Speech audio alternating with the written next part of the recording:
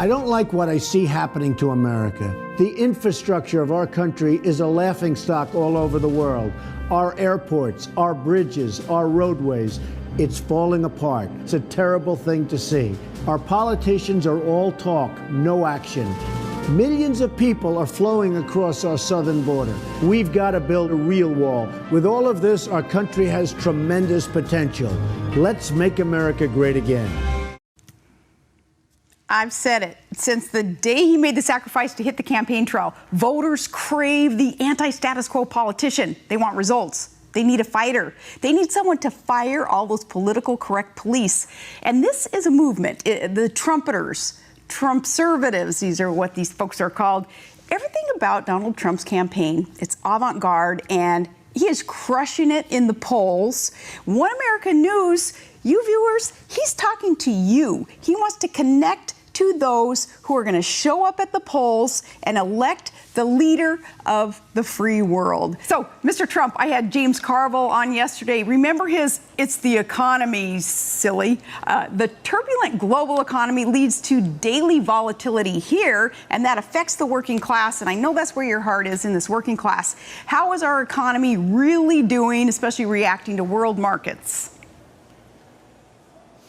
Well, if you really look, Sarah, at the economy, it's been terrible. We have 93 million people out of work. They look for jobs, they give up, and all of a sudden, statistically, they're considered employed. Our economy is doing terribly. We've lost tremendous amounts of jobs to China, to Japan, to Mexico, and to so many other places. And it's really very sad when you look at what's happening. We have taken away, they've just destroyed our job base, and we have to make a lot of improvement. Yeah, and I don't think we're getting the truth out of the White House, the true state of the economy, so thanks for setting that straight.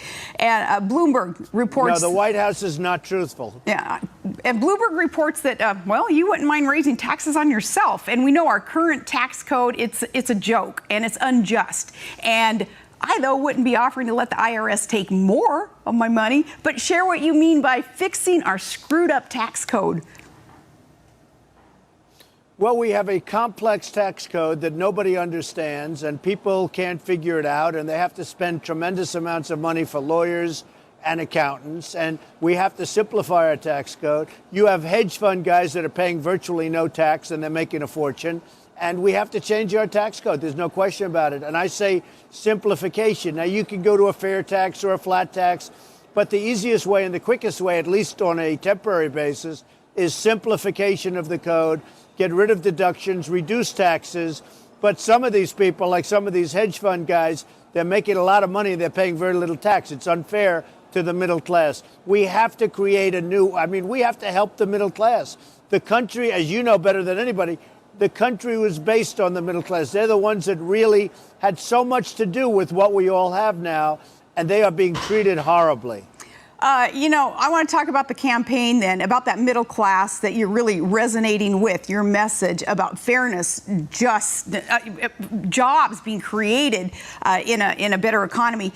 On the campaign trail, specifically, I know a lot of military folks, and I saw a guy walk behind you, Mr. Trump, with an Army T-shirt on, and it reminded me, hearing from so many military personnel every day personally, it's lately been all about you. It's a connection there that I'd like to know more about, the respect that they have for a truth talker as opposed to just getting punched in the nose the last 7 years under Obama. How is it that you made that connection?